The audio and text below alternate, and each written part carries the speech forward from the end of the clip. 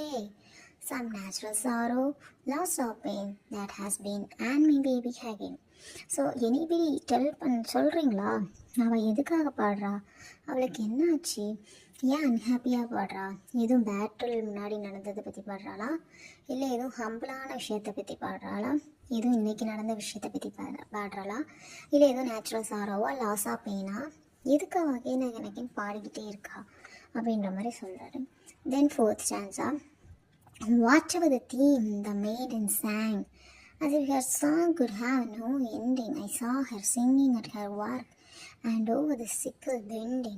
I listened motionless and still, and as I mounted up the hill, the music in my heart I bore, long after it was here no more.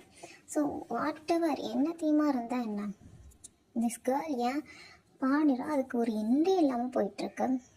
அவள் நான் அவள் பார்க்குறேன், அவள் எல்லோரும் work பண்ணிகிட்ருக்காங்க, அவள் பாட்டு பாடிட்டுருக்கா. நான் அதை லிசன் பண்ணி கேட்குறேன், மோஷன்லெஸ்ஸாக நிற்கிறேன், இன்னும் நின்றுட்டுருக்கேன். நான் எங்கே வாக் பண்ணணும்னு இப்போ நினச்சாலுமே அவளோட மியூசிக் தான் என்னோடய மைண்டில் நின்றுட்டுருக்கு.